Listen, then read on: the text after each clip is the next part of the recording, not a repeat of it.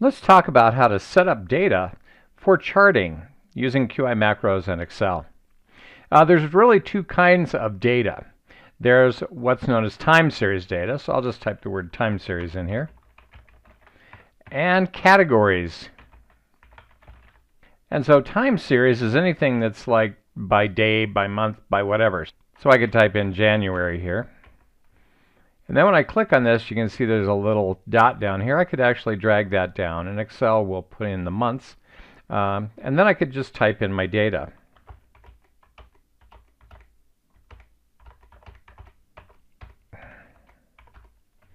Right, so that's time series data.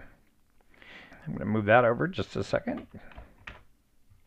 But then there's categories of data, like men between the ages of 20 and 40, and men between the ages of 40 and 60. That's a category, all right?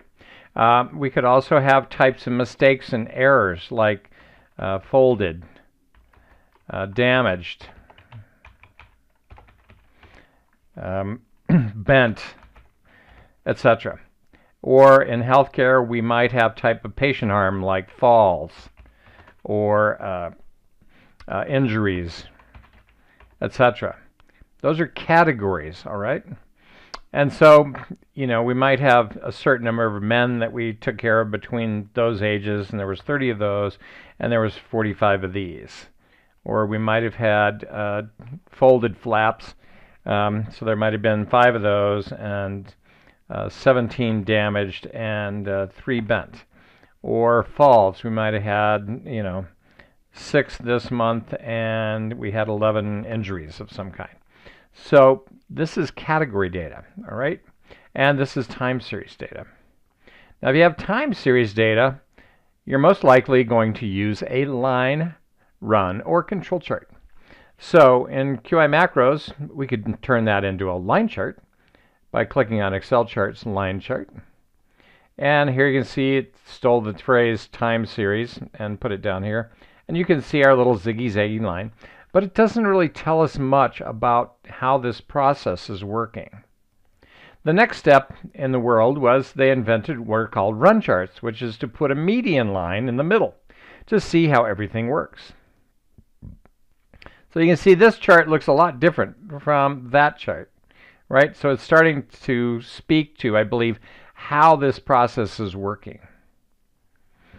And if you have less than 15 points, that's a good thing to start with, is a run chart. But then if you really want to go up, you want to do a control chart.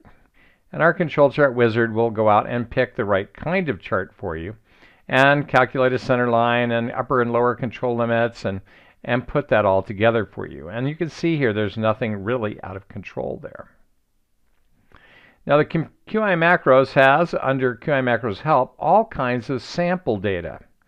So if you want to know what your sample data should look like, for example, in healthcare, you could pick the healthcare data guide or the SPC, and here you can see we can get things like falls per 1,000 patient days, or ventilator-assisted pneumonia rate, by month patient satisfaction, right? So by time series.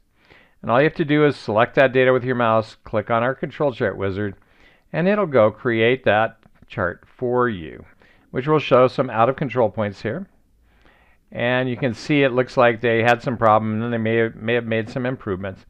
And once you click on the chart, we actually have a number of charting tools that will enable you to do things like show process changes on your chart. Right, and so we have all kinds of data in here to assist you with that. Now with our category data, right, we're not going to put all this together, that would be silly, but I wanted to give you some ideas. We're going to go back over to our healthcare data, and here you can see we have things that are Pareto chart data. Now, things here like timely filing or types of pharmacy errors or whatever. This is in healthcare. Now, we could take that and we could turn that into a bar chart or a column chart.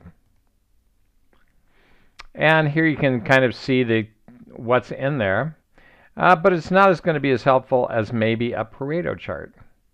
So I could collect that data, select that data with a mouse, Come over to QI macros and click on Pareto chart. It'll ask if you want to summarize the default bars, and you don't. But anyway, so the order not received and wrong frequency of dose were the biggest causes of errors. All right, there's all kinds of other things in here. So here's denied claims. And here you can see that timely filing caused 61% of the types of defects. Now this is a bar chart combined with a line chart, and this actually is a pretty smart chart. It gives you a lot more information. All right, so then there's things like you can have multiple medication errors at baseline, 6 months, and 18 months. If you run the Pareto chart, it will actually go and create all of those charts for you.